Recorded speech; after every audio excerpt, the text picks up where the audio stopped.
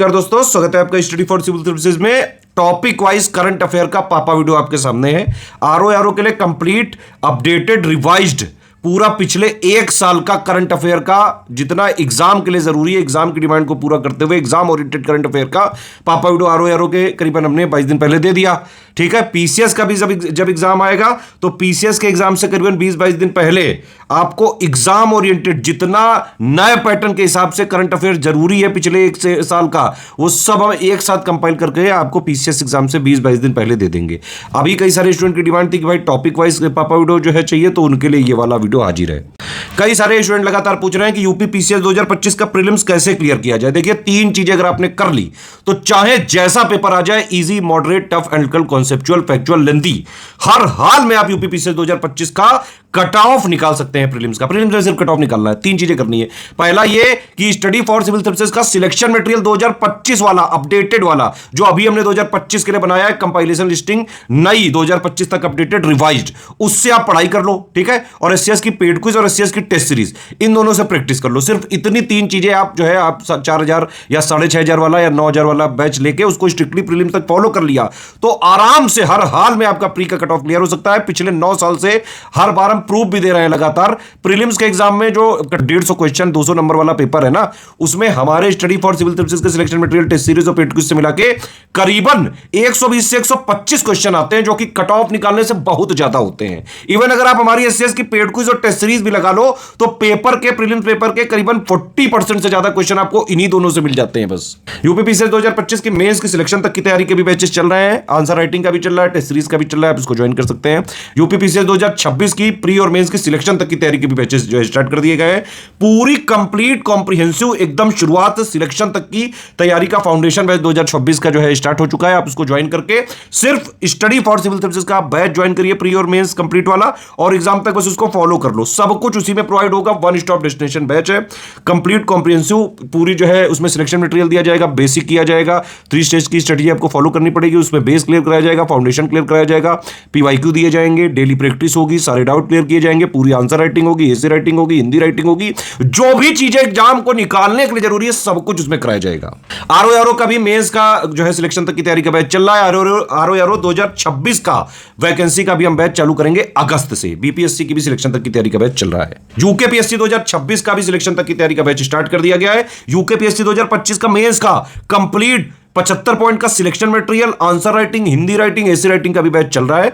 आप उसको ज्वाइन करके, हमारे 3 नंबर है सिर्फ 8564880530, 7523864455 और 9696066089, इन तीनों नंबर पे कॉल या व्हाट्सएप करके जानकारी लेके स्टडी फॉर सिविल सर्विसेज के जेन्युइन और ऑथेंटिक जो है ग्रुप में जुड़ के सारा सिलेक्शन की तैयारी कर सकते हैं। हमारा मटेरियल कहीं भी जो है मार्केट और स्टेशनरी बुक शॉप में नहीं मिलता है। सिर्फ इन 3 नंबर के थ्रू अगर आप हमारे पेड ग्रुप में आते हैं तभी हमारी रिस्पॉन्सिबिलिटी होगी, अदरवाइज किसी तरह से हमारी कोई रिस्पॉन्सिबिलिटी नहीं है। विज्ञान और प्रौद्योगिकी वाला सेक्शन आजकल काफी पूछा जा रहा है स्टेट पीसीएस में। पहले यूपीएससी में इसका ज्यादा महत्व रहता था, स्टेट पीसीएस कम पूछते थे, जनरल साइंस पर ज्यादा फोकस रहता था, लेकिन साइंस टेक भी आजकल काफी पूछा जाने लग रहा है। विज्ञान प्रौद्योगिकी का पूरा समसामयिकी हम लोग कवर करेंगे पिछले 1 वर्ष का। साइंस टेक में बात कर लेते हैं। सक्षम 3000 स्विच से राउटर का शुभारंभ किया गया था केंद्रीय राज्य मंत्री डॉक्टर प्रेम मसानी चंद्रशेखर के द्वारा। हाई कैपेसिटी सक्षम 3000 स्विच कम राउटर इसका नाम था, जो बहुत हाई स्पीड इंटरनेट ट्रांसमिशन के लिए इस्तेमाल किया जाएगा। ठीक है, हाई स्पीड इंटरनेट ट्रांसमिशन के लिए राउटर इनॉग्रेट किया गया। सक्षम 3000 इसका नाम है, बस इतना ध्यान रखना काफ़ी है। आगे, भारत की पहली निजी सैटेलाइट इंटरनेट सेवा शुरू करने के लिए हरी झंडी दिखा दी गई है। एक स्टार्टअप को Indian National Space Promotion and Authorisation Centre IN SPACe ने हैदराबाद की कंपनी अनंत टेक्नोलॉजीज को मंजूरी दे दी है।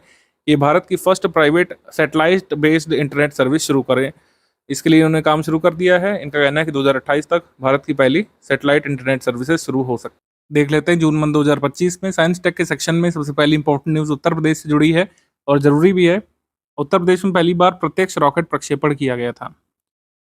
प्रत्यक्ष रॉकेट प्रक्षेपण कहाँ से किया गया था? उत्तर प्रदेश के कुशीनगर डिस्ट्रिक्ट से। सबसे की पॉइंट ये रहेगा, हमसे डायरेक्टली पूछ सकते हैं कि कहाँ से ये रॉकेट छोड़ा गया था।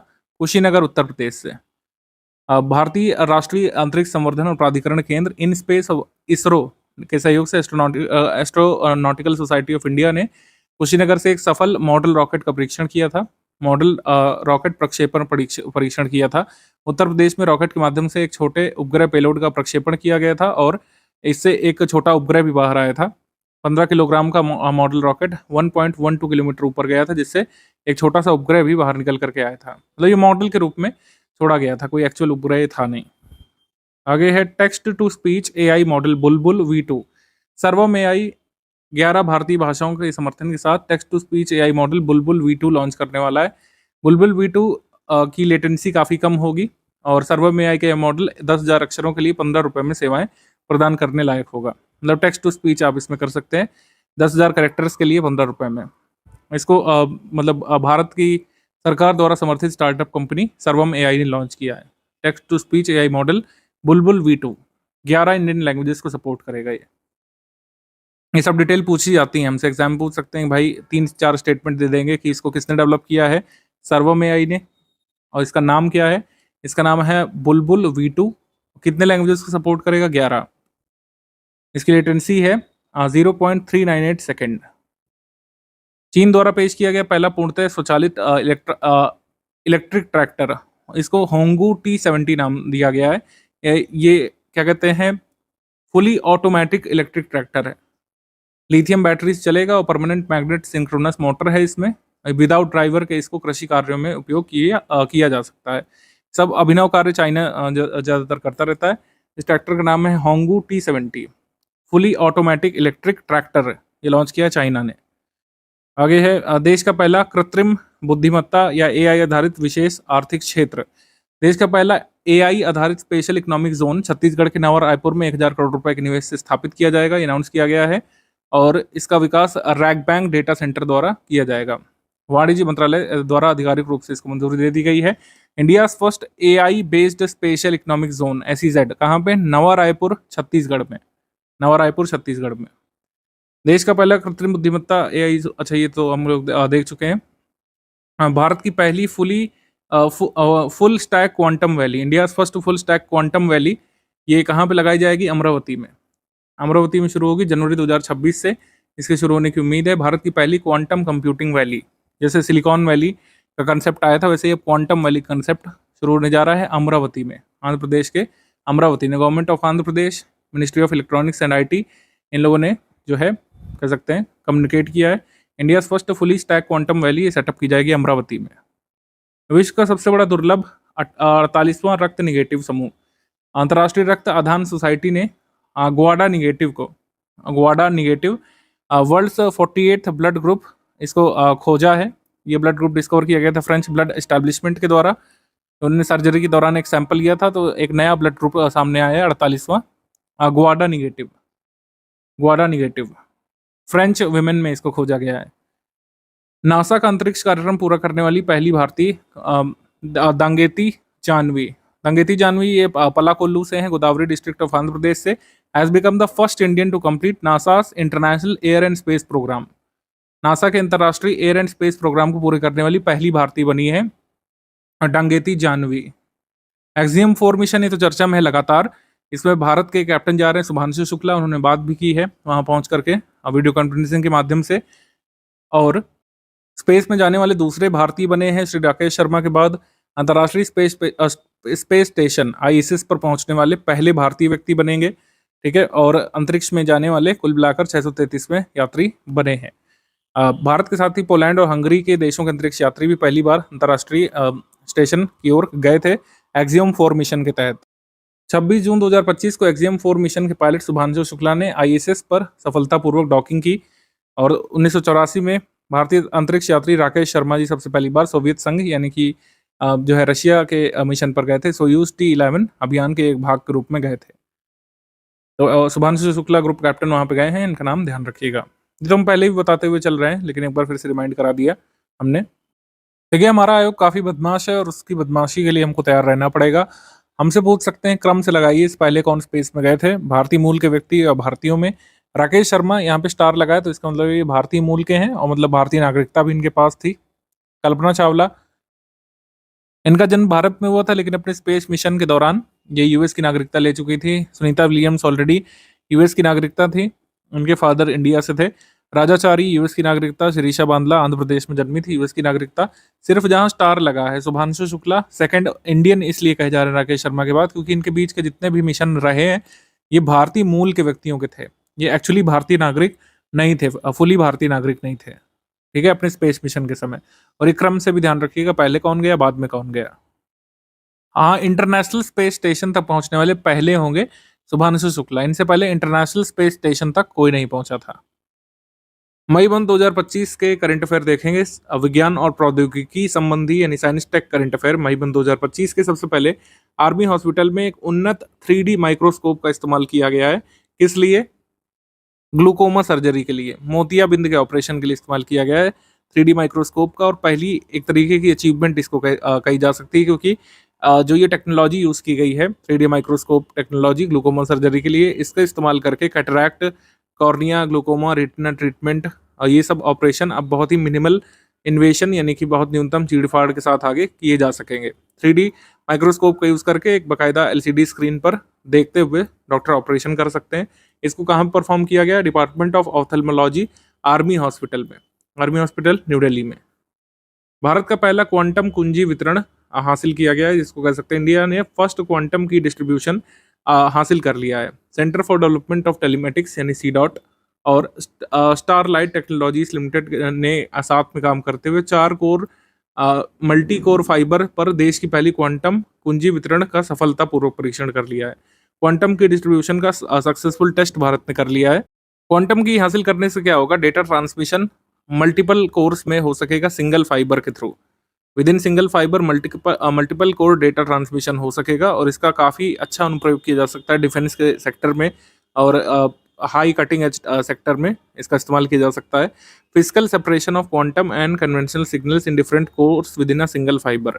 मल्टी कोर फाइबर टेक्नोलॉजी ये पावरफुल सोल्यूशन प्रोवाइड करती है, जैसे डेटा ट्रांसमिशन मल्टीपल कोर में हो सकता है, सिंगल फाइबर में, जिससे स्पेस बचाई जा सकती है और इंफ्रास्ट्रक्चर कॉस्ट बचाई जा सकती है। तो क्वांटम की डिस्ट्रीब्यूशन भारत ने अप्रैल में अचीव किया। आगे satellite bus as a service programme. Satellite bus as a service कार्यक्रम किसने शुरू किया? इन स्पेस ने। Indian National Space Promotion and Authorisation Centre IN SPACe ने satellite bus as a service programme शुरू किया है।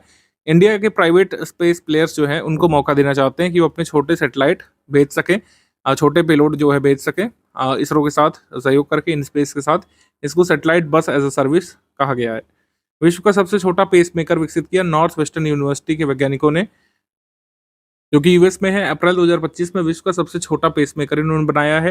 ये शरीर के बाहर लगाए गए एक वायरलेस उपकरण से नियंत्रित हो सकता है, चावल के दाने से भी छोटा है और टेम्परेरी बेसिस पर इसका इस्तेमाल किया जा सकता है।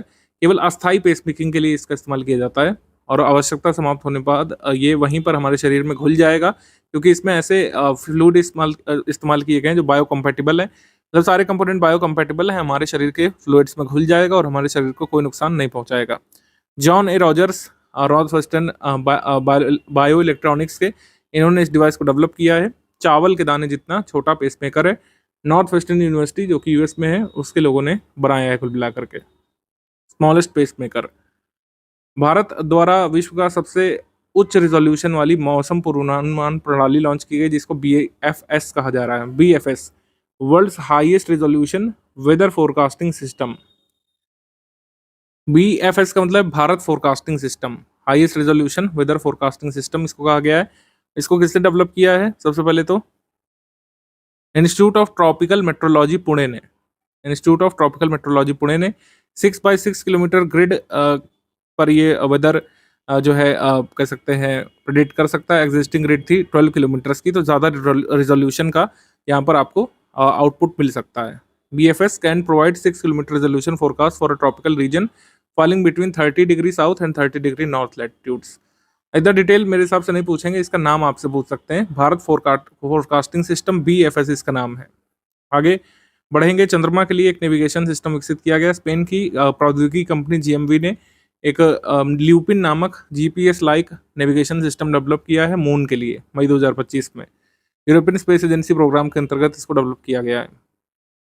भारत में पहली बार विकसित HPV परीक्षण किट को मान्यता मिली है।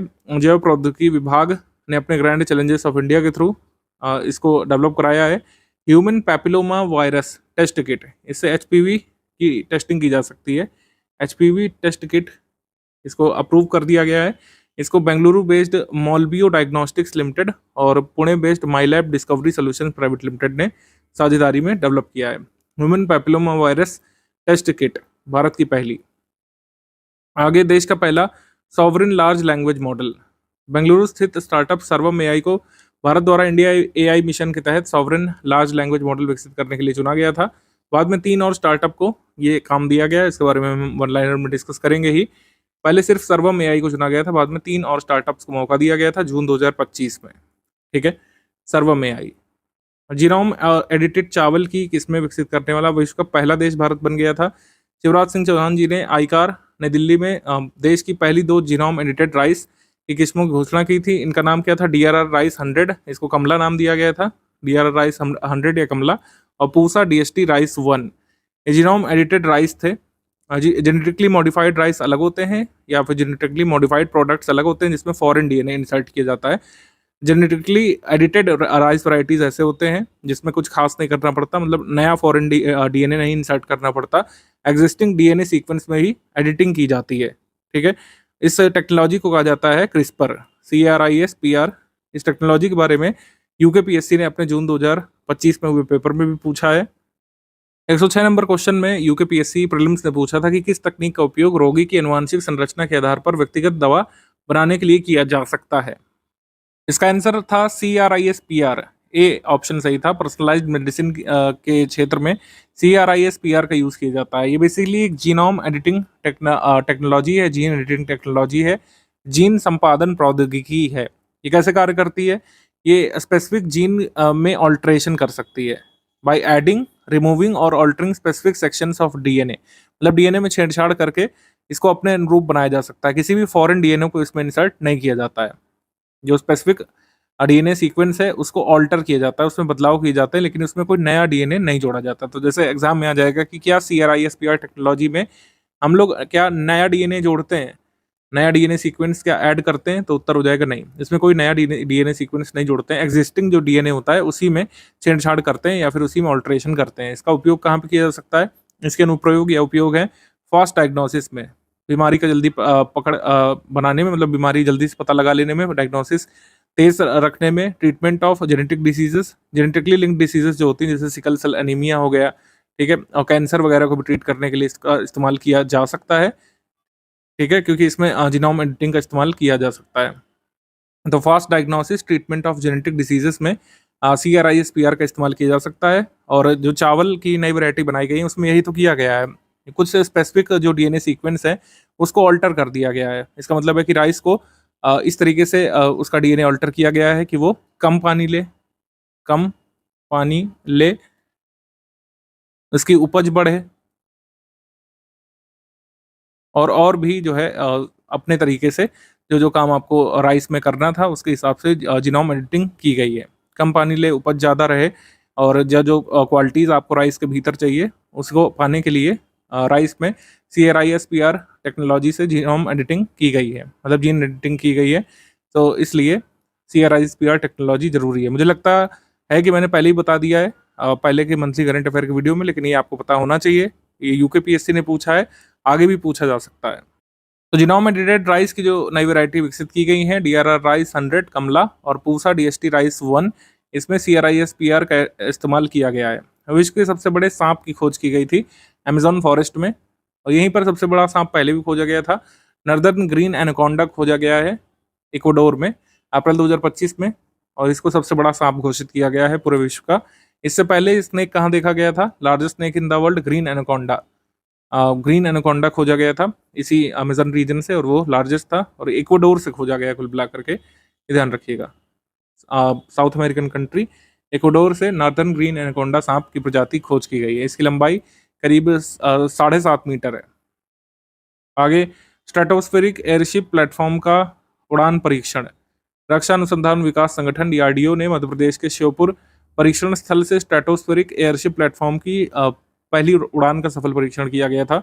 इसका रणनीतिक उपयोग क्या हो सकता है? अर्थ ऑब्जर्वेशन के लिए, बॉर्डर सर्विलांस के लिए, डिजास्टर मैनेजमेंट के लिए, एनवायरमेंटल मॉनिटरिंग के लिए और कम्युनिकेशन रिले के लिए। क्या टेस्ट किया गया? Stratospheric airship platform, Sheopur site, Madhya Pradesh में। ये याद रखिएगा। आगे है EOS-9। EOS-9 earth observation satellite. EOS-9 ये इसरो लॉन्च करता है जितने भी अर्थ ऑब्जर्वेशन सैटेलाइट्स होते हैं।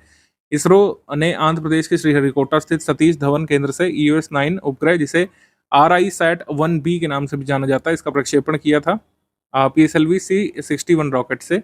इसमें तकनीकी खराबी आ गई थी तो मिशन विफल हो गया था। EOS-9 ये छोड़ा जाना था, इससे पहले EOS-8 तक हम लोग छोड़ चुके हैं। तो EOS-9 जिसको RISAT-1B भी कहा जाता है, इसको छोड़ा गया था, लेकिन PSLV C-61 रॉकेट में कुछ तकनीकी खराबी आ जाने के कारण ये मिशन फेल हुआ था। अब जाहिर सी बात है कि अब फेल हुआ है तो दोबारा इसको छोड़ा जाएगा कभी ना कभी।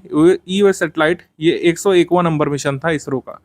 इसरो का 101वां नंबर मिशन था ये earth observation satellite number 9। EOS-9 का उपयोग हम लोग कहाँ करने वाले हैं? एग्रीकल्चर में, फॉरेस्ट्री मॉनिटरिंग में, डिजास्टर मैनेजमेंट में, अर्बन प्लानिंग में और नेशनल सिक्योरिटी के लिए भी। एडवांस इमेजिंग टेक्नोलॉजी का यूज़ करेगा ये। High quality pictures adverse condition में भी निकाल करके देगा। Agriculture, forest, water resources, minerals ये सब मैनेज करने के लिए इसका इस्तेमाल किया जाएगा। PSLV C-61 रॉकेट से इसको छोड़ा गया था, ये ध्यान रखिएगा। हालांकि ये विफल रहा तो जाहिर सी बात है आगे फ्यूचर में कभी ना कभी ये छोड़ा जाएगा सैटेलाइट। आगे हम लोग बढ़ेंगे भारतीय अंतरिक्ष केंद्र। भारतीय अंतरिक्ष केंद्र बहुत लॉन्ग टर्म प्रोजेक्ट है, ये अभी से अनाउंस कर दिया गया है। तो आपको क्या याद रखना चाहिए कि इसमें मॉड्यूल्स की संख्या 5 होगी। इसका निर्माण प्रक्रिया, कंस्ट्रक्शन प्रोसेस कुछ फेजेस में होगा। 2028 में पहले मॉड्यूल को लॉन्च करने की योजना है। गगनयान के सफल मतलब होने के बाद ही इसको लॉन्च करेंगे। तो मुझे नहीं लगता कि 2028 तक हो पाएगा, लेकिन चूंकि इसरो कह रहा है ऑफिशियल स्टेटमेंट में, तो ये अभी के लिए याद रखना पड़ेगा कि भारतीय अंतरिक्ष स्टेशन के पहले मॉड्यूल को 2028 में लॉन्च किया जाएगा। इसका लक्ष्य है कि एक इंडियन स्पेस स्टेशन, भारतीय स्पेस स्टेशन को 2035 तक पूरी तरीके से चालू कर लेना बहुत महत्वाकांक्षी लक्ष्य है। यह स्टेशन सौर ऊर्जा से संचालित करने की योजना है। GSLV Mark 3 और भविष्य में विकसित किए गए नए रॉकेट्स जो है हैवी लॉन्च व्हीकल्स, उनका उपयोग करके लॉन्च किया जाएगा। इसरो अपना स्पेस स्टेशन कब बनाना चाहता है, मतलब भारतीय अंतरिक्ष स्टेशन पूरी तरीके से चालू करने का जो लक्ष्य है, महत्वाकांक्षी लक्ष्य, वो कब का है? 2035 का। ये रटना है, ये बिल्कुल अच्छे से याद होना चाहिए, क्योंकि जब तक 2035 नहीं आ जाता ये बार बार पूछता रहेगा आयोग आपसे कि भारतीय अंतरिक्ष स्टेशन कब तक इसरो चालू करने की योजना बना रहा है 2035 तक, लेकिन पहला मॉड्यूल या पहला फेज कब लॉन्च किया जाएगा? 2028 में। तो बस ये याद रखना जरूरी है। आगे आ जाएंगे अप्रैल मंथ पर। अप्रैल मंथ में इसरो द्वारा PSLV के लिए स्वदेशी सैटेलाइट नोजल डाइवर्जेंट विकसित किया गया है। चौथे चरण के नोजल डाइवर्जेंट के लिए इस्तेमाल की जाने वाली सामग्री जो है क्या है? ये स्टेलाइट है। Stellite as an alternative to imported columbium material. Stellite is a cobalt based alloy जिसमें क्रोमियम, निकल, टंगस्टन और आयरन का इस्तेमाल करते हैं हम लोग। तो ये जो है नोजल डाइवर्जेंट है PSLV के लिए, ये यूज़ किया जाएगा। स्टेलाइट कोबाल्ट बेस्ड एलॉय है जिसमें क्रोमियम, निकल, टंगस्टन, आयरन इसका इस्तेमाल किया जाता है। आगे हम लोग बढ़ेंगे blind side chip. Elon Musk की कंपनी न्यूरालिंक ने एक ब्लाइंड साइड चिप विकसित करने की घोषणा की थी। ये चिप उन लोगों को देखने में मदद कर सकती है जिन्होंने अपनी दोनों आँखों और ऑप्टिक नर्व को डैमेज कर लिया है, यानी जिनकी ऑप्टिक नर्व ही खराब हो चुकी है, जिसको परमानेंट अंधापन बोलते हैं, वो लोग भी देख सकेंगे इस चिप के थ्रू। अभी कैसे पॉसिबल करेंगे ये अभी बताया नहीं है। इसको इन्होंने ब्रेक थ्रू डिवाइस नाम दिया है कि अंधे लोग भी पूरी तरीके से देख सकेंगे। इसको US food and drug administration ने अप्रूव कर दिया है। अब इसको 2025 तक पहली बार किसी ह्यूमन में टेस्ट किया जाएगा, और जब टेस्ट किया जाएगा तो आपको बताएंगे हम। SpaceX का पृथ्वी की ध्रुवीय कक्षा में उड़ान भरने के लिए पहला निजी मिशन फ्रैम 2 लॉन्च किया गया था। SpaceX का मिशन फ्रैम 2 ये first manned spacecraft to fly directly over the earth's polar regions on 1 April 2025। 1 अप्रैल को लॉन्च किया गया था। पोलर ऑर्बिट में जाने वाला था क्रू ड्रैगन कैप्सूल रिजाइलेंस के माध्यम से फाल्कन 9 रॉकेट से। It was a 3 to 5 day mission. इसमें 4 एस्ट्रोनॉट गए थे, उनके नाम लिखे हैं चुन वैंग, जैनिक मिकलसन, रैबिया रग और एरिक फिलिप्स, ये सब गए थे फ्रैम 2 मिशन में। SpaceX का था ये। आगे ब्लू ओरिजिन की ऐतिहासिक महिला अंतरिक्ष उड़ान। ब्लू ओरिजिन की न्यू शेपर्ड रॉकेट ने टेक्सास से उड़ान भरी थी और sub orbital satellite space flight को पूरा किया था। सभी क्रू मेंबर्स इसमें विमेन थी। लॉरेन शॉन्सेस, कैटी पेरी, गेल किंग, आयशा बॉवे, अमांडा गुवेन और कैरियन फ्लिन, ये सब लोग थे। वैन हॉर्न टेक्सास से उड़ान भरी थी। ब्लू ओरिजिन के न्यू शेफर्ड रॉकेट से। First all female space mission था 1963 के बाद, ये पहला था ब्लू ओरिजिन का। भारत का सबसे शक्तिशाली क्वांटम कंप्यूटर लॉन्च किया गया था क्यूपाई एआई इंडस। विज्ञान और प्रौद्योगिकी विभाग द्वारा समर्थित स्टार्टअप जो है नेशनल क्वांटम मिशन के अंतर्गत उसने लॉन्च किया है क्यूपाई एआई इंडस। इसको India most powerful quantum computer कहा जा रहा है, जो 25 सुपर कंप्यूटिंग क्यूबिट्स का इस्तेमाल करेगा। It is India first fully stack quantum computing system. इस कंप्यूटर को किस स्टार्टअप ने बनाया है? बेंगलुरु बेस्ड स्टार्टअप क्यूपाई एआई ने। अब जाहिर सी बात है कि जितना भी हम आपको अनाउंस कर रहे हैं काफ़ी आपको ग्राउंड ब्रेकिंग लग रहा होगा, लेकिन सिर्फ ये चीज़ें अभी लैब में विकसित की गई हैं। India most powerful quantum computer अभी सिर्फ लेबोरेटरी में बनाया है। इसको कैसे इस्तेमाल करेंगे और कहाँ पर इस्तेमाल करेंगे, इसका भी कोई ढांचा नहीं तैयार किया गया है। तो अभी भारत का जितना भी एआई और क्वांटम कंप्यूटिंग है अभी शैशव अवस्था में, आप कह सकते हैं, मतलब बच्चा फेज में है। आगे है new variety of sweet potato orange flash. इसको आईकार CTCRI ने डेवलप किया है, यानी central tuber crops research institute, इसने डेवलप किया है फ्लैश स्वीट पोटैटो, जिससे ट्राइबल फूड सिक्योरिटी इंप्रूव की जा सके। केरला, ओडिशा, वेस्ट बंगाल, कर्नाटक में जो ये ऑरेंज फ्लैश वाला स्वीट पोटैटो, यानी ऐसा चुकंदर जिसमें जो अंदर का भाग है वो ऑरेंज टाइप का निकलेगा, इसमें बीटा कैरोटीन की मात्रा अधिक रखी गई है। इसको फोर्टिफाई किया गया जिससे ट्राइबल रीजन्स में बीटा कैरोटीन की कमी पूरी की जा सके। जीन एडिटिंग और क्लोनिंग तकनीक द्वारा विकसित डायर वुल्फ का पुनर्जीवन ये किया गया था। कोलोसल बायोसाइंसेस, ये कंपनी डल्लास में काम करती है यूएस में। World's only extinction prevention company, इन्होंने अनाउंस किया था कि इन्होंने जो डायर वुल्फ है इसको एक्सटेंशन से बाहर निकाला है, यानी कि 13,000 पुराने दांत से इन्होंने एक डायर वुल्फ को डी एक्सटिंक्ट किया है। मतलब जैसे जुरासिक में आप देखते हैं ग्राउंड ब्रेकिंग, ऐसा इन्होंने अनाउंसमेंट की थी। हमारे एग्जाम के लिए बस इतना जरूरी है कि किसने इसको किया था। कोलोसल बायोसाइंसेस, यूएस की एक कंपनी ने डायर वुल्फ को पुनर्जीवित किया था। मतलब एक एक्सटिंक्ट हो चुके जानवर को पुनर्जीवित इन्होंने किया था, उसका नाम है डायर वुल्फ। भारत में हीमोफीलिया के लिए नया जीन थेरेपी उपचार विकसित किया गया है, इसकी घोषणा की गई थी। डॉक्टर जितेंद्र सिंह ने कहा है कि BRIC इनस्टेम ट्रायल से किए गए हैं और ये first human gene therapy trial होगा हीमोफीलिया का CMC वेल्लोर में। ये थेरेपी थक्के कारक के बार बार इंजेक्ट किए जाने की प्रक्रिया की जगह ले सकती है।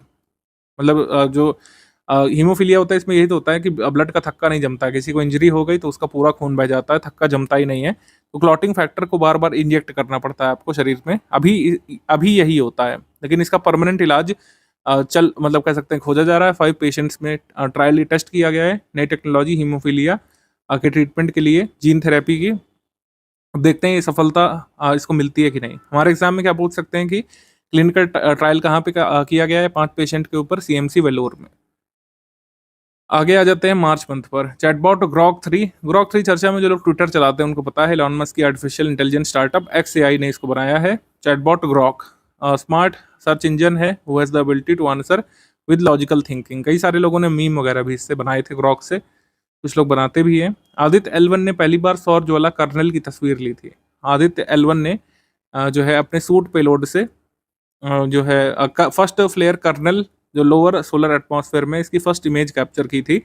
सूट पेलोड ने डिटेक्ट किया था नियर अल्ट्रावायलेट वेवलेंथ रेंज में, ठीक है, जो अभी तक इतनी डिटेल में कभी भी इतनी महत्वपूर्ण तस्वीर नहीं ली गई है कर्नल की। आगे बढ़ेंगे। चंद्रयान 3 के आंकड़ों से चंद्रमा पर और अधिक बर्फ होने की संभावना है। अभी तक चंद्रयान 3 मिशन से जो हमने आंकड़े कलेक्ट किए हैं हमारे साइंटिस्ट ने, उन्होंने कहा है कि जितना हमने सोचा है उससे अधिक बर्फ हो सकती है चंद्रमा पर। ये स्टडी जो चेस्ट डिवाइस लगी है चंद्रयान 3 के विक्रम लैंडर पर, उससे जो कलेक्ट की गई इन्फॉर्मेशन के आधार पर ये इन्फ्रेंस निकाला गया है कि चंद्रयान 3 से हमें पता चला है कि जितनी और ज़्यादा अधिक बर्फ हो सकती है चंद्रमा पर। माइक्रोसॉफ्ट की पहली क्वांटम चिप मेजराना फर्स्ट, इसका जो है अनावरण किया गया था। UPSC में भी आया था 2025 वाले पेपर में। First quantum computing chip Majorana first, इसको किसने एनेबल किया था? इसको एनेबल किया गया था माइक्रोसॉफ्ट के द्वारा। Microsoft Majorana first is the first quantum processing unit based on topological course. अब क्वांटम कंप्यूटिंग चिप ये ले तो आए हैं, अब हमें ऐसा प्रतीत हो रहा है कि कहीं ना कहीं कोई ऐसी डिवाइस भी माइक्रोसॉफ्ट बनाएगा 5 से 10 साल के भीतर जिसमें चिप पड़ी होगी और वो कुछ ऐसे ऑपरेशंस कर सकेगा। चंद्रमा पर उतरने वाली दूसरी निजी कंपनी बनी थी फायरफ्लाई एरोस्पेस। इन्होंने अपना ब्लू घोस्ट स्पेसक्राफ्ट ये भेजा था स्पेस पर केप कैनावरल फ्लोरिडा से फाल्कन 9 रॉकेट से। ब्लू घोस्ट स्पेसक्राफ्ट ये फायरफ्लाई एरोस्पेस कंपनी ने भेजा था, जो कि एक प्राइवेट स्पेस कंपनी है अमेरिका की। तो ये सेकंड कंपनी है। फर्स्ट कौन थी? Houston based company intuitive machines थी। उन्होंने सबसे पहली बार अपने ओडिशियस लैंडर को भेजा था फरवरी 2024 में, लास्ट ईयर। उसके बाद ये सेकंड प्राइवेट कंपनी बन गई है जिसने मून पर लैंड किया है। आगे बढ़ेंगे। अंतरिक्ष यात्री सुनीता विलियम्स और बिच वल्मर की अंतरिक्ष पर मतलब ये अंतरिक्ष से भारत की पृथ्वी पर वापसी हुई थी 9 महीने बिताने के बाद।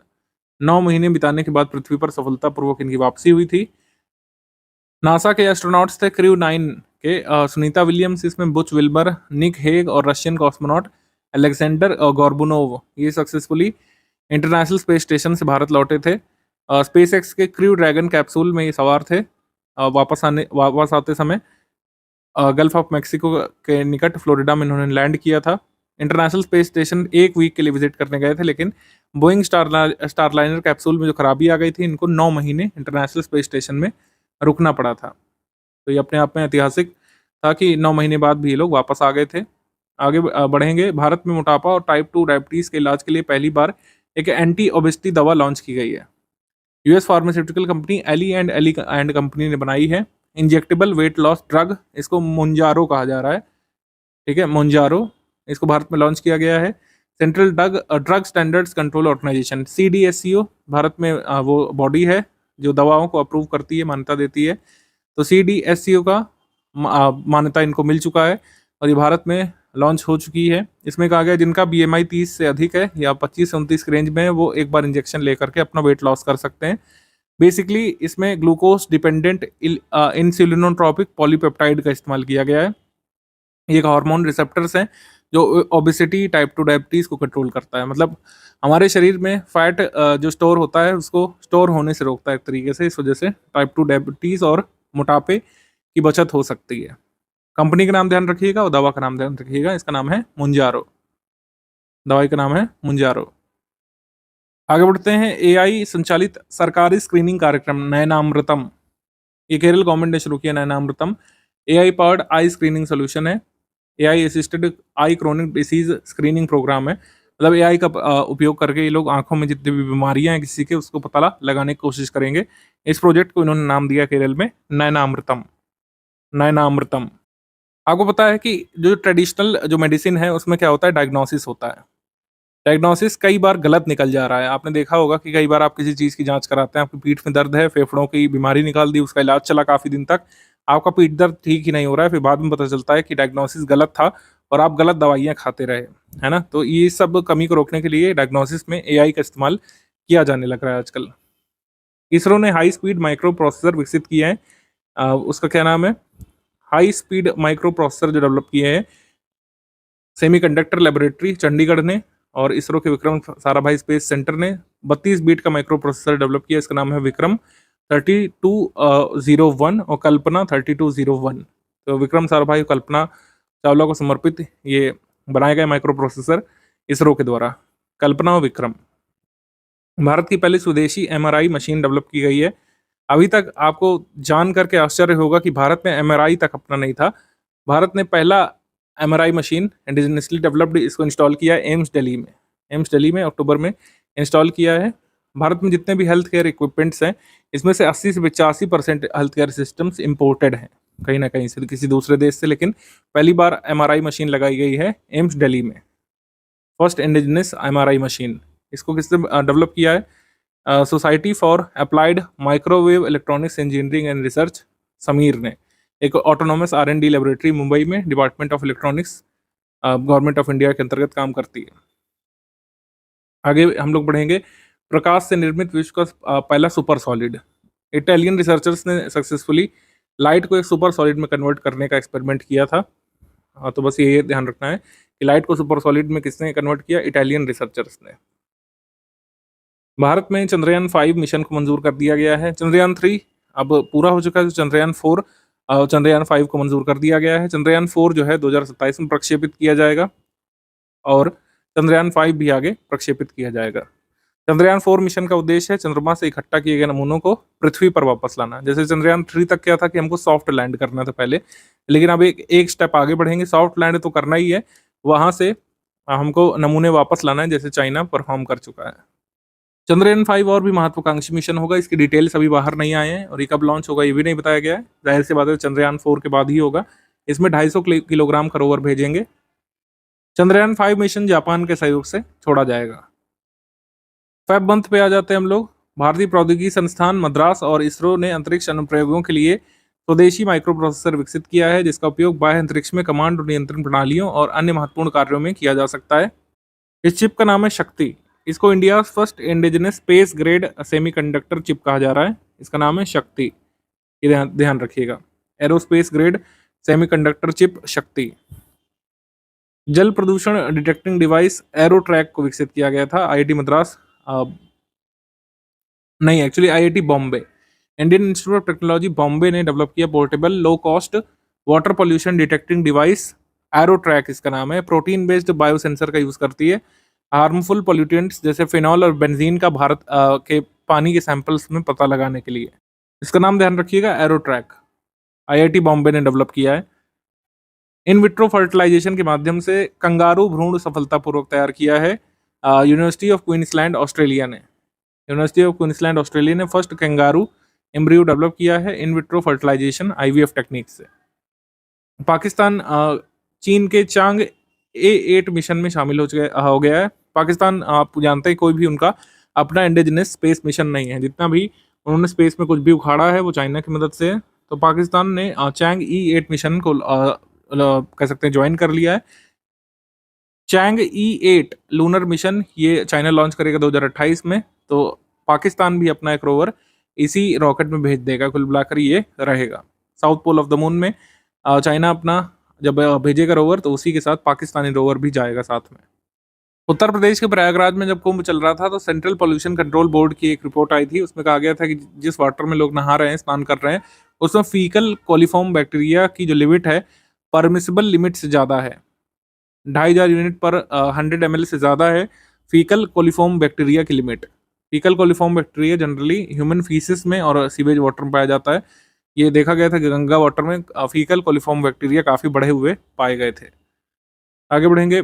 समुद्री मानव वैज्ञानिक पनडुब्बी मत्स्य 6000, इसकी वेट टेस्टिंग की गई थी कटुपल्ली पोर्ट में 17 फेब 2025 को। मत्स्य 6000 समुद्रयान प्रोजेक्ट के लिए डेवलप की गई है। समुद्रयान प्रोजेक्ट क्या है? 3 पर्सन इस पनडुब्बी में बैठ करके समुद्र के 6000 मीटर जाएंगे और अपनी रिपोर्ट तैयार करेंगे कि क्या क्या हमको समुद्र के नीचे मिल सकता है। सबमर्सिबल मिशन जो है, मतलब ये पनडुब्बी से नीचे जाने वाला जो मिशन है, इसका शैलो ट्रायल्स 500 मीटर की डेप्थ तक ये पूरा किया जाएगा 2025 में। पहला इसका वेट टेस्टिंग कटुपल्ली में की गई थी। तो इस सबमरीन का नाम ध्यान रखिएगा, इसका नाम है मत्स्य 6000 और 6000 का मतलब है कि 6000 मीटर नीचे ये पनडुब्बी जा सकती है। ये भारत का समुद्रयान मिशन है। अब बिमकॉइन नाम की एक ब्लॉकचेन आधारित कैंपस मुद्रा लॉन्च की गई है। Birla Institute of Management Technology Greater Noida ने India first blockchain based campus currency चलाई है BIMCoin to facilitate secure and transparent transactions in ecosystem. तो ये पूछ सकते हैं कि बिमटेक या किस इंस्टीट्यूट ने चलाई है? Birla Institute of management and technology Greater Noida ने बिमकॉइन चलाया है। ग्रहों की परेड 2025 में 21 जनवरी से 28 जनवरी के बीच प्लैनेटरी परेड वाला एक फिनोमेना देखा गया था। अगला प्लैनेटरी परेड हमको देखने को मिलेगा 2040 में। प्लैनेटरी परेड में शामिल ग्रहों के नाम यहाँ पे लिखे हुए हैं। जब 7 प्लैनेट्स एक स्ट्रेट लाइन में आ जाते हैं तो इनको कहा जाता है प्लैनेटरी परेड। ये फिनोमेना हमको देखने को मिला था 21 जनवरी से और ये 28 फरवरी तक देखा गया था। फीस्ट 2025, इसरो ने भारतीय प्रौद्योगिकी संस्थान हैदराबाद के साथ एक फीस्ट 2025 सॉफ्टवेयर बनाया है। 8वें राष्ट्रीय फिनाइट एलिमेंट डेवलपर्स की सहायता से इसको लॉन्च किया गया था। फीस्ट का आशय है finite element analysis of structures. ये फीस्ट सॉफ्टवेयर इसरो ने बनाया है, इसके साथ आईआईटी हैदराबाद के साथ मिलकर के। Entity locker, electronics and IT मंत्रालय ने राष्ट्रीय ई गवर्नेंस प्रभाग के माध्यम से अत्याधुनिक प्लेटफॉर्म एंटिटी लॉकर विकसित किया है। इसका उद्देश्य है to improve management and verification of business organisation documents. Business organisation के डॉक्यूमेंट को मैनेज करने के लिए एंटिटी लॉकर बनाया गया है। डिंगा डिंगा वायरस ये युगांडा के बुंडी बुगियो जिले में देखा गया था। युगांडा में डिंगा डिंगा वायरस देखा गया था, ये ध्यान रखिएगा। डीप सीक ये चाइना ने एक एआई बनाया था। डीप सीक बेसिकली एक चाइनीज एआई स्टार्टअप है, इन्होंने अपना एक डीप सीक बनाया है। डीप सीक R1 नामक एक चैटबॉट जो इन्होंने बनाया, ये ओपन एआई के चैट जीपीटी के साथ डायरेक्टली compete कर रहा था और कई बार इसके रिजल्ट्स इससे अच्छे साबित हुए थे, ये कहा गया था। काफ़ी सारा लॉस यहाँ पर एनवीडिया को हुआ था इसके बनने से, ये उस समय काफ़ी चर्चा में था। तो आप ध्यान रख सकते हैं, अभी भी लोग इसका प्रयोग कई बार करते हैं डीप सीक का। प्रोजेक्ट वाटरवर्थ, मेटा ने प्रोजेक्ट वाटरवर्थ का शुभारंभ करने की घोषणा की है। विश्व की सबसे लंबी समुद्री इंटरनेट केबल डालने की परियोजना है, वर्ल्ड्स लॉन्गेस्ट अंडर सी इंटरनेट केबल प्रोजेक्ट। ये प्रोजेक्ट 50,000 किलोमीटर तक की केबल डालना चाहता है। किन किन कंट्रीज के नीचे केबल डाली जाएगी? India, Brazil, South Africa, US में। Cable laid at the depth of 7,000 metres in the sea में 7,000 मीटर नीचे ये वाटरवर्थ के तहत केबल डाले जाएंगे। इसको मेटा कह सकते हैं, मेटा जो कंपनी है फेसबुक की पेरेंट कंपनी मेटा, वो इसको अंडरटेक करेगी, प्रोजेक्ट वाटरवर्थ। जनवरी मंथ पे आ जाते हैं डार्क कॉमेट्स। डार्क कॉमेट्स की डेफिनेशन थोड़ा सा देख लीजिएगा। डार्क कॉमेट्स नॉर्मल कॉमेट्स की तरीके के होते हैं, बस डिफरेंस ये होता है इनकी ब्राइट टेल नहीं होती है, इसी वजह से इनको डार्क कॉमेट कहा जाता है। डार्क कॉमेट कोई नई फिनोमिना नहीं है, इसको सबसे पहले 2016 में खोजा गया था, और ये ध्यान रख सकते हैं। आगे है ध्रुवीय सूर्य घड़ी या पोलर सनडाइल। विक्रम साराभाई अंतरिक्ष केंद्र द्वारा एक पोलर सनडाइल विकसित की गई थी। केरल के थुम्बा स्थित विक्रम साराभाई अंतरिक्ष केंद्र के अंतरिक्ष संग्रहालय में रॉकेट गार्डन में इसको प्रदर्शित किया गया था। इसका यूज केस क्या है? एक एनालिटिक करेक्शन प्रोवाइड करती है इंडियन स्टैंडर्ड टाइम का with date. It accurately displays IST, local, solar time and date. तो इस पोलर सनडाइल से बेसिकली आप IST इंडियन स्टैंडर्ड टाइम देख सकते हैं, लोकल, सोलर टाइम और डेट एकदम एक्यूरेट देख सकते हैं। आगे बढ़ेंगे हम लोग नीचे। विश्व की सबसे तेज ट्रेन का प्रोटोटाइप चीन द्वारा पेश किया गया था। हाई स्पीड बुलेट ट्रेन जिसको CR 450 का अपडेटेड मॉडल कह रहे हैं ये लोग। इनका उद्देश्य 450 किलोमीटर प्रति घंटे की रफ्तार से ट्रेन को दौड़ाना। विश्व की सबसे हाई स्पीड ट्रेन होगी। China state railway group company इसको डेवलप कर रही है। तो अब तक की सबसे हाई स्पीड ट्रेन चाइना के पास ही है, ये पता होना चाहिए। इसरो का 1वां उपग्रह प्रक्षेपण, 101वां तो EOS-9 वाला था, 1वां कौन सा था? NVS-02 सैटेलाइट वाला। NVS-02 सैटेलाइट वाला, इसको GSLV F-15 रॉकेट से लॉन्च किया गया था सतीश धवन स्पेस सेंटर श्रीहरिकोटा से। GSLV F-15 रॉकेट से NVS-02 उपग्रह, ये 1वां उपग्रह था इसरो का, ये लॉन्च किया गया था। तो ये बात तक भी पूछा जा सकता है कि इसरो का 1वां उपग्रह कौन सा था? NVS-02 satellite. NVS-02 सैटेलाइट 27 दिसंबर 2024 को भारतीय प्रौद्योगिकी संस्थान बॉम्बे ने दर्द रहित इंजेक्शन के लिए एक सुई रहित शॉक सिरिंज विकसित की थी। जब दर्द रहित शॉक सिरिंज बनाई गई थी, इस सिरिंज से दवा बिना सुई के दी जा सकती थी, मतलब बिना नीडल वाला इंजेक्शन एक तरीके से था, जिससे बच्चे डरते हैं, सिरिंज से डरते हैं। तो बिना सिरिंज का इंजेक्शन जो शॉक वेव्स के माध्यम से ड्रग्स बॉडी में इंजेक्ट कर सकता है, इसको विकसित किया था किसने? IIT बॉम्बे ने, Indian institute of technology Bombay ने एक syringe less painless injection develop किया था। स्पेडेक्स मिशन, स्पेडेक्स मिशन इसके बारे में UKPSC ने भी पूछा था। 30 दिसंबर 2024 को इसरो ने स्पेस डॉकिंग एक्सपेरिमेंट या स्पेडेक्स मिशन लॉन्च किया था PSLV C60 रॉकेट से। स्पेस डॉकिंग मिशन अंजाम दिया गया था, space docking experiment PSLV C60 rocket से। इसका उद्देश्य था कि jointly install 2 satellites in space. इसमें डॉक किया जाता है सैटेलाइट्स को। 2 सैटेलाइट होते हैं, एक था चेजर SD X01 और दूसरा था टारगेट। इनकी डॉकिंग कराई जाती है। तो इंडिया स्पेस डॉकिंग कैपेबिलिटी हासिल करने वाला कह सकते हैं चौथा देश बन गया। अभी तक स्पेस डॉकिंग कैपेबिलिटी सिर्फ अमेरिका, रशिया, चाइना के पास थी। स्पेडेक्स मिशन का एक भाग था POEM4, इसके बारे में UKPSC ने पूछा था और अन्य एग्जाम्स ने भी इसको काफ़ी पूछा था, इसके यूनिक नेम की वजह से। PSLV ऑर्बिटल एक्सपेरिमेंटल मॉड्यूल इसका फुल नेम है। इसका यूज केस क्या था? इस स्पेस डॉकिंग मिशन के बाद जो PSLV C60 रॉकेट जो है, इसका जो 4th स्टेज इसका इस्तेमाल कर लिया जाएगा, इसको खराब नहीं होने दिया जाएगा। 4th स्टेज का इस्तेमाल एक्सपेरिमेंटल कह सकते हैं रिसर्च के लिए कर लिया जाएगा। और इस 4th स्टेज का इस्तेमाल कौन करता है? यही POEM4 मॉड्यूल।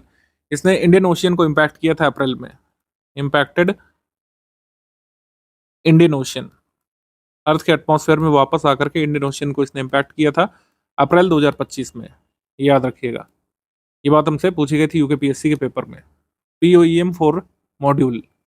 जनरेशन बीटा ये टर्म चर्चा में था। 1 जनवरी 2025 को रात 12:03 पर आइजोल में एक बच्चा पैदा हुआ था, एक बेबी। उसको भारत का पहला बीटा जनरेशन बेबी कहा गया था। फर्स्ट बीटा जनरेशन बेबी ये बना था baby Frankie. First beta generation baby ये बना था। चिल्ड्रंस जो बर्थ करेंगे यानी जो जन्म ले चुके हैं 1 जनवरी 2025 से लेकर 2039 तक, ये जनरेशन बीटा या जन बीटा की कैटेगरी में आएंगे। पाकिस्तान की पहली स्वदेशी सैटेलाइट EO-1 लॉन्च की गई थी। इलेक्ट्रो ऑप्टिकल उपग्रह को चीन के जिक्वान सैटेलाइट लॉन्च सेंटर से इन्होंने लॉन्च किया था। पाकिस्तान की स्पेस एजेंसी सुपार्को ने बनाया था, लेकिन जैसे मैंने बताया कि स्पेस में जो भी कुछ भी पाकिस्तान का गया है सब चाइना का गया है, याद रखिएगा। इलेक्ट्रो ऑप्टिकल सैटेलाइट ये जिक्वान सैटेलाइट लॉन्च सेंटर से चाइना से पाकिस्तान ने लॉन्च किया था। भारत की पहली कह सकते हैं eVTOL एयर टैक्सी जिसका नाम है शून्य, इसका परीक्षण किया गया था। भारत की पहली electric vertical take off and landing air taxi prototype Shunya, यानी इलेक्ट्रिक टैक्सी जो हवा में उड़ सकती है। 250 किलोमीटर प्रति घंटे की रफ्तार से चल सकती है, 160 किलोमीटर प्रति घंटे की रफ्तार से उड़ान भर सकती है। 20 से 30 किलोमीटर छोटी यात्राओं के लिए इसका निर्माण किया गया है। 2028 तक इसको लॉन्च करने का लक्ष्य रखा गया है। भारत की पहली eVTOL एयर टैक्सी शून्य बेंगलुरु बेस्ड स्टार्टअप ने बनाया है सरला एविएशन ने। सरला एविएशन भारत का पहला आयुर्वेदिक डायग्नोस्टिक उपकरण नाड़ी तरंगिनी अत्रेय इनोवेशन कंपनी ने पुणे में बनाया है आयुर्वेदिक पल्स डायग्नोस्टिक डिवाइस नाड़ी तरंगिनी। जैसे वैद्य लोग जो है क्या करते थे, नाड़ी देखते थे, आपकी पल्स वगैरह चेक करते थे, उससे कई सारी छिपी हुई बीमारियां वो लोग पता लगा लेते थे। ऐसी डिवाइस ये डेवलप की गई है आयुर्वेदा के क्षेत्र में। India first Ayurvedic medical device है। इसको हालांकि बाकायदा टेस्ट किया गया और उसको central drugs standards control organisation का अप्रूवल भी मिला है, CDSCO का। इसको प्रोफेसर JB जोशी और डॉक्टर अनुरुद्धा जोशी ने डेवलप किया है। Indian institute of technology Bombay में रिसर्च के दौरान इसको डेवलप किया गया है। मतलब इसका कह सकते हैं निर्माण यहाँ पे किया गया था, बाकी इसका प्रोडक्शन किसने किया है, अत्रेय इनोवेशन कंपनी ने। अत्रेय इनोवेशन कंपनी ने डेवलप किया है इसको। क्रिएट या कह सकते हैं इसका एक्सपेरिमेंट कहाँ पे किया गया था, Indian institute of technology Bombay में। आगे बढ़ेंगे हम लोग विज्ञान प्रौद्योगिकी। दिसंबर मंथ में दक्षिण प्रशांत में विश्व का सबसे बड़ा एकल स्टैंड अलोन मूंगा एक खोजा गया था। World's largest coral discovered in South Pacific. National Geographic Society Pristine Seas team ने डिस्कवर किया था world's largest stand alone coral Pacific Ocean में सोलोमन आइलैंड के निकट। एवरेज ब्लू व्हेल से बड़ा साइज है। लार्जेस्ट स्टैंड अलोन कोरल इसको कहा जा रहा है, 300 से 500 साल पुराना है। सोलोमन आइलैंड के निकट इसको खोजा गया था। ई कचरे से सोना निकालने के लिए हाइब्रिड एरोजोल विकसित किया गया था। भारतीय शिक्षा और अनुसंधान संस्थान पुणे के शोधकर्ताओं ने एक हाइब्रिड एरोजोल विकसित किया है जिससे ई वेस्ट से जो है गोल्ड एक्सट्रैक्ट किया जा सकेगा। कई बार इलेक्ट्रॉनिक कंपोनेंट्स जो होते हैं उसमें थोड़ी मात्रा में गोल्ड का इस्तेमाल किया जाता है, तो उसको एक्सट्रैक्ट करने के लिए ये एरोजेल विकसित किया है Indian institute of science education and research Pune ने।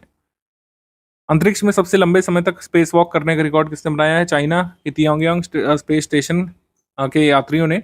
काई सूची ने और सॉन्ग लिंगडंग ने वर्ल्ड रिकॉर्ड बनाया है स्पेस वॉक का 9 आवर्स का। चाइनीज एस्ट्रोनॉट्स ने अमेरिकन एस्ट्रोनॉट जेम्स वॉस और सूसन हेल्म्स का रिकॉर्ड तोड़ दिया है। यूरोपियन अंतरिक्ष एजेंसी के प्रोबा 3 उपग्रह का प्रक्षेपण किया गया था PSLV C-59 रॉकेट से। PSLV C-59 रॉकेट से छोड़ा गया था प्रोबा 3 को। प्रोजेक्ट ऑनबोर्ड ऑटोनॉमी 3 सैटेलाइट, ये प्रोबा 3 सैटेलाइट किसका है, यूरोपियन स्पेस एजेंसी का है, ESA का है।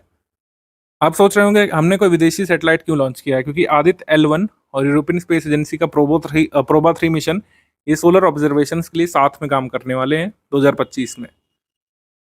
ये आ सकता है एग्जाम में, ध्यान रखिएगा। प्रोबा 3 सैटेलाइट ESA का किसके साथ काम करेगा, आदित्य L1 के साथ। भारत का पहला कीटनाशक रोधी बॉडी सूट ये किसान कवच जारी किया गया था। BRIC इंस्टेम रिसर्च टीम ने सेपियो हेल्थ प्राइवेट लिमिटेड के सहयोग से ये 4,000 रुपये मूल्य का एक किसान सूट या किसान कवच डेवलप किया है जो धोया जा सकता है, 150 बार धो करके पहना जा सकता है। तो बेसिकली पेस्टिसाइड वगैरह का प्रयोग जब किसान करते हैं, कई बार अपनी बॉडी पर भी पेस्टिसाइड डाल लेते हैं और कई बार मृत्यु तक हुई है। ऐसे मामले सामने आए कि पेस्टिसाइड छिड़कते हुए किसान की मृत्यु हो गई। तो ऐसे घटनाओं से बचने के लिए किसान बॉडी कवच या किसान कवच लॉन्च किया गया, एंटी पेस्टिसाइड बॉडी सूट किसान कवच। आगे हम लोग बढ़ेंगे। नैनो बबल टेक्नोलॉजी का शुभारंभ किया गया था। यूनियन मिनिस्टर कीर्तिवर्धन सिंह ने इसको इनॉग्रेट किया था। Nano bubble technology National Zoological Park Delhi में for cleaning and purification of water, aquatic animals की हेल्थ को प्रमोट करने के लिए। भारत का पहला हाइपरलूप टेस्ट ट्रैक, इसको भारतीय प्रौद्योगिकी संस्थान मद्रास द्वारा विकसित किया गया था। 410 मीटर लंबा hyperloop test track. Hyperloop test track को ऐसा बनाया गया है कि कोई भी गाड़ी 1100 किलोमीटर पर आवर की रफ्तार से इसमें टेस्ट की जा सकती है और 360 किलोमीटर की एवरेज स्पीड की गाड़ी यहाँ पे टेस्ट की जा सकती है ऑपरेशनल स्पीड पर। फ्रिक्शनलेस वैक्यूम सील्ड इन्वायरमेंट होता है, मतलब एक टनल टाइप की बना दी जाती है जिसमें कोई हवा नहीं होती है, कोई भी कुछ नहीं होता है, वैक्यूम वाला इन्वायरमेंट होता है कि आप आवाज भी देंगे तब भी कुछ नहीं जाएगा, तो जिससे फ्रिक्शनलेस इंजन चल सकता है। और हाइपरलूप टेस्ट ट्रैक का सिर्फ ये कि 600 स्टेज है, जैसा मैंने बताया कि ये सिर्फ टेस्टिंग के लिए है। हाइपरलूप टेस्ट ट्रैक वैसे तो भारत की महत्वाकांक्षी परियोजना है कि ये चलाएंगे, पुणे से मुंबई तक चलाने की इसमें योजना है, लेकिन फुल स्केल ऑपरेशन तभी हो पाएगा जब कई बार टेस्टिंग हो चुकी होगी। अभी तो सिर्फ आईआईटी मद्रास ने हाइपरलूप टेस्ट ट्रैक बनाया है 410 मीटर लंबा, इसमें अभी ट्रेनों की टेस्टिंग होगी। लेकिन यही पूछा जा सकता है कि भारत का पहला हाइपरलूप टेस्ट ट्रैक कहाँ पे बनाया गया है? आईआईटी मद्रास द्वारा बनाया गया है, 410 मीटर लंबा। और भारत की महत्वाकांक्षी परियोजना क्या है? Full scale hyperloop project Bharat का कहाँ से कहाँ तक चलाने वाला है? मुंबई पुणे के बीच, यानी एक ऐसी हाई स्पीड ट्रेन चलेगी बिना स्टॉपेज के, एक ऐसे बंद सुरंग में जिसमें बहुत हाई स्पीड में ट्रेन दौड़ाई जा सके, तो इसी को हाइपरलूप टेस्ट ट्रैक बोलते हैं। आगे बढ़ेंगे। विश्व का अभी तक का सबसे ज्ञात जहरीला पौधा जिम्पी जिम्पी, इसको खोजा गया था। विश्व का सबसे जहरीला पौधा, इसको ऑस्ट्रेलियन स्टिंगिंग ट्री कहा जाता है। इसको ऑस्ट्रेलिया के रेन फॉरेस्ट में खोजा गया था, इंडोनेशिया और मोलाकास में। ऑस्ट्रेलियन स्टिंगिंग ट्री इसको कहा गया था। ये न्यूरोटॉक्सिन रिलीज करते हैं इसके पत्ते, जिससे पर्सन मर भी सकता है। ये एक्चुअली क्या करता है कि इसके पॉइजन से पर्सन अपनी कह सकते हैं जान लेने के लिए आतुर हो जाता है। Gympie gympie. आगे नवंबर मंथ में देश का मार्स और चंद्र का पहला एनालॉग अंतरिक्ष मिशन इसरो ने लॉन्च किया था। इंडिया का पहला एनालॉग मिशन लेह लद्दाख में। इसको human space flight centre ISRO, Akash space studio, university of Ladakh, IIT Delhi ने लॉन्च किया था। इंटरप्लेनेटरी हैबिटेट और एक्सप्लोर करने के लिए कि क्या बेस स्टेशन हम अर्थ से बाहर भी लगा सकते हैं।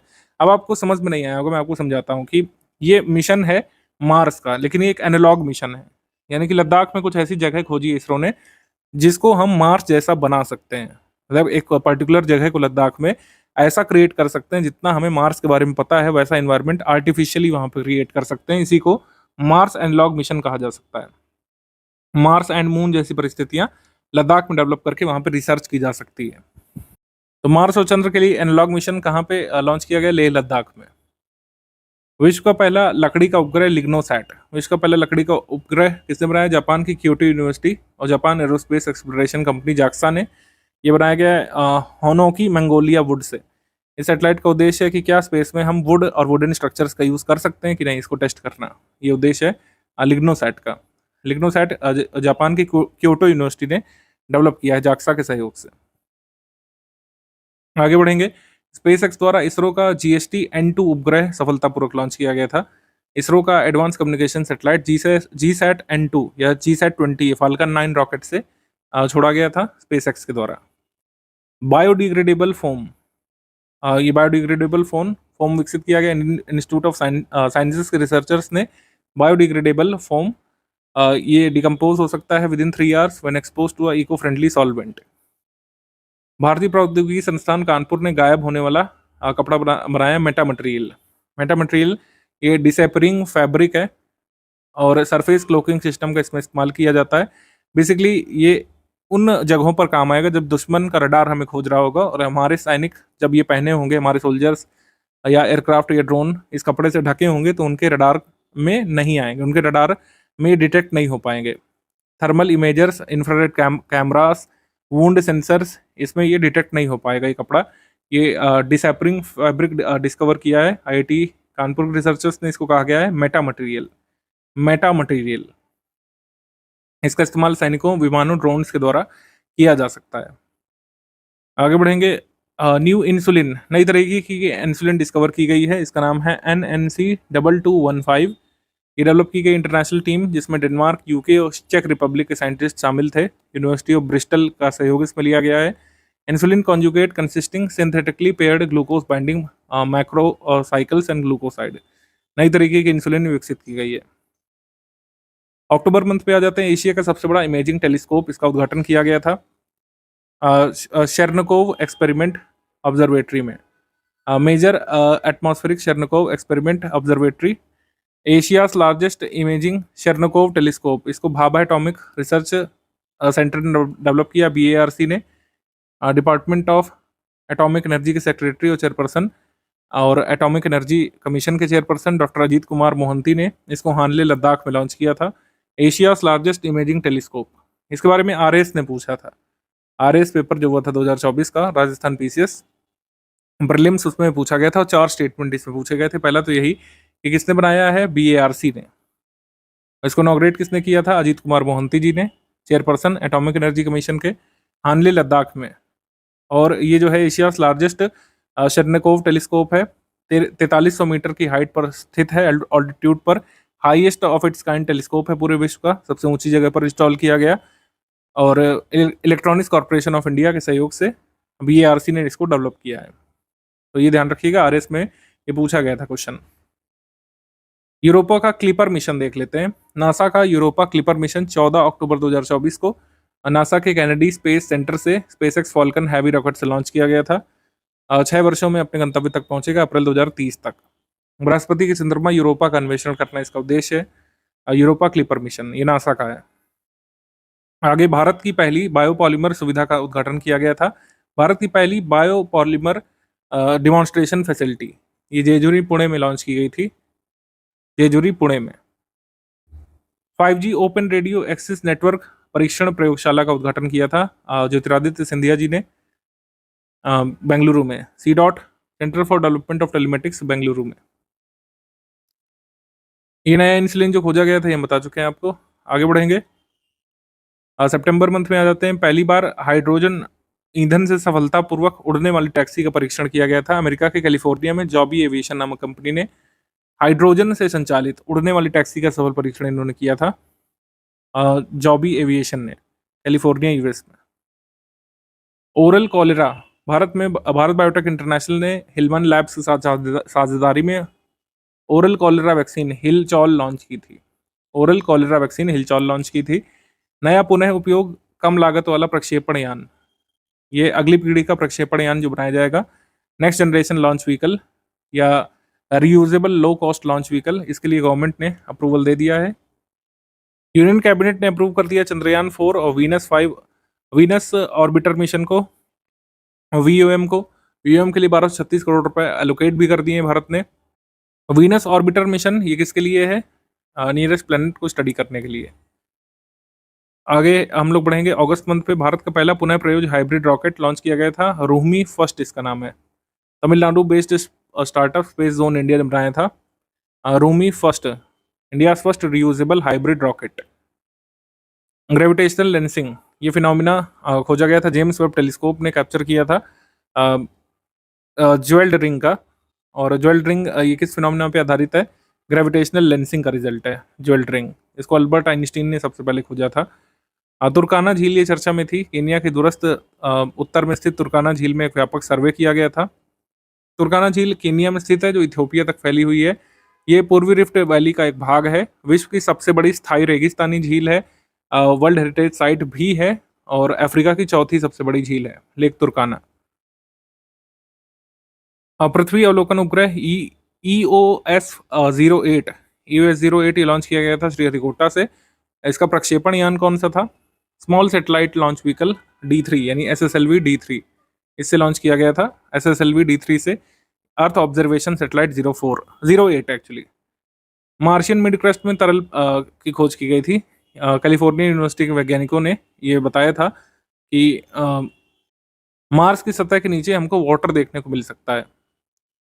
ये नासा के इनसाइट लैंडर ने सिस्मिक डेटा जो कलेक्ट किया था उससे इन लोगों ने अनुमान लगाया था। तो बस ये याद रख सकते हैं। जुलाई मंथ पे आ जाते हैं। इतालवी वैज्ञानिकों ने चंद्रमा पर गुफा होने की खोज की थी। इटालियन साइंटिस्ट लॉरेंज ब्रूजन और लियोनार्डो कैरर ने एडवांस रडार टेक्नोलॉजी का यूज़ करते हुए एक 100 मीटर की केव खोजी थी सी ऑफ ट्रांक्विलिटी में, जहाँ पर अपोलो 11 लैंड किया था।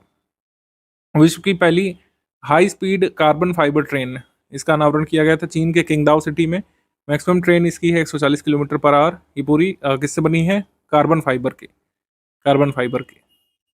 मौसम के पूर्वानुमान हेतु विकसित लाइडर टेक्नोलॉजी का यूज करते हुए मेघ सूचक बनाया गया था। डीआरडीओ ने डेवलप किया था lidar technology Megh Suchak for weather forecasting. DRDO Dehradun based laboratory instrument research and development establishment ने इसको डेवलप किया था मेघ सूचक वेदर फोरकास्टिंग के लिए लाइडर बेस्ड टेक्नोलॉजी। लाइडर क्या है इसमें आप देख लीजिएगा, लिखा हुआ है लाइडर कैसे काम करता है। जलवायु परिवर्तन के लिए अध्ययन के लिए अर्थ केयर उपग्रह लॉन्च किया था। ये किसने किया था? यूरोपियन स्पेस एजेंसी ने। EarthCARE satellite to study climate change. और ये जो है यूरोपियन स्पेस एजेंसी और जापान की जो स्पेस एरोस्पेस एक्सप्लोरेशन कंपनी है उसके सहयोग से लॉन्च किया गया था। विश्व का सबसे बड़ा इमोशनल रोबोट, विश्व का पहला इमोशनल रोबोट डेवलप किया गया था चाइना की फुदान यूनिवर्सिटी के द्वारा। वर्ल्ड्स फर्स्ट इमोशनल रोबोट, इसका नाम था ग्वांगहुआ नंबर 1। इसकी एबिलिटी ये थी कि ह्यूमन इमोशंस को कैप्चर कर सकता था, उसी के अनुसार रिस्पॉन्ड कर सकता था। रीजनरेटिव ब्रेकिंग की चर्चा में जब से ई व्हीकल्स चल रहे हैं, रीजनरेटिव ब्रेकिंग ये एक सिस्टम है, ये ई व्हीकल्स में लगा रहता है और काइनेटिक एनर्जी जो पहियों में स्टोर रहती है इसको कन्वर्ट कर सकता है और कुछ समय बाद भी यूज़ कर सकता है। इसका मतलब ये होता है, सिंपल भाषा में समझे, जैसे आप ई व्हीकल अपना चला रहे हैं, अगर आप ब्रेक नहीं भी लगाते हैं तो भी आपकी गाड़ी धीमी हो जाती है और उस गाड़ी के धीमी होने से एक नई काइनेटिक एनर्जी मोटर के थ्रू वो डेवलप करके स्टोर कर लेता है जो आगे काम में आती है। मतलब गाड़ी रोकने से भी वो ऊर्जा सृजित कर लेता है। गाड़ी रोकने में आपको फोर्स नहीं लगाना पड़ता है, वही फोर्स दूसरी तरीके की एनर्जी जनरेट करने में इस्तेमाल की जा सकती है। इसी को रीजनरेटिव ब्रेकिंग कहा जाता है। रीजनरेटिव ब्रेकिंग लगभग सभी आजकल ई व्हीकल्स में, जो बजट ई व्हीकल्स हैं उसमें बहुत ज़्यादा ग्राउंड ब्रेकिंग तरीके से नहीं काम करती है। कारों में काफ़ी अच्छे तरीके से रीजनरेटिव ब्रेकिंग इम्प्लीमेंट की जाती है। स्वालबार्ड के बारे में बात करें, महासागर आर्कटिक महासागर में स्थित एक नॉर्वेगियन आर्किपेलागो है, ये चर्चा में था। ये नॉर्थ पोल और नॉर्वे के बीच स्थित है। लार्जेस्ट आइलैंड इस आर्किपेलागो का क्या है? स्पिट्सबर्जन। और हाईएस्ट माउंटेन है Newtontoppen. Svalbard Norwegian island group located in Arctic Ocean. June month पे आ जाते हैं तो ओपन एआई की तर्ज पर जो लार्ज लैंग्वेज मॉडल जो बनाए गए थे उनका एक थोड़ा सा देख लीजिएगा। जैसे चैट जीपीटी ओपन एआई का है, मॉडल का नाम BERT ये गूगल का है, लामा ये मेटा का है, जेमिनी ये गूगल का है, गूगल डीप माइंड का, और ग्रोक ये एलॉन मस्क की कंपनी XAI का है। ये मैचिंग में लगाने को आ सकता है, ये साल भर चर्चा में रहे तो एटलीस्ट आपको ये पता होना चाहिए कि मॉडल नाम क्या है और उसका डेवलपर कौन है। मॉडल नाम और developer. India first research testing facility nor'westers को स्टडी करने के लिए ये सेटअप की गई है। सबसे पहले ये चांदबल्ली भद्रक डिस्ट्रिक्ट ऑफ ओडिशा में सेटअप की जाएगी, जिससे स्टॉर्म फोरकास्टिंग की एक्यूरेसी मजबूत हो। नॉर्वेस्टर्स जो है ये आप बताइए, पहली बात तो है क्या, और नॉर्वेस्टर्स कहाँ पे किस सीजन में बहते हैं ये आप कमेंट सेक्शन में लिख करके बताइए। एनसीईआरटी में गिवन रहता है। चांद के अंधेरे वाले हिस्से में दूसरी बार स्पेसक्राफ्ट उतारने वाला पहला देश बना है चाइना। ऐसे ग्राउंड ब्रेकिंग कार्य चाइना ही करता है। चाइना का ये E6 लैंडर है जिसने डार्क साइड ऑफ मून में लैंड किया था और फर्स्ट कंट्री बन गया है जिसने dark side of the moon में लैंड किया है सेकंड बार।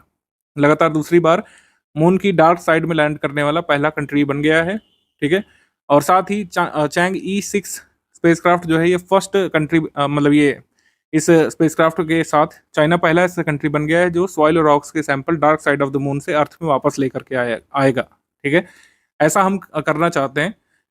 चांगी 6 ने जो किया है ये हम चंद्रयान 4 में करना चाहते हैं कि वहां से सैंपल वापस पृथ्वी पर लाना चाहते हैं।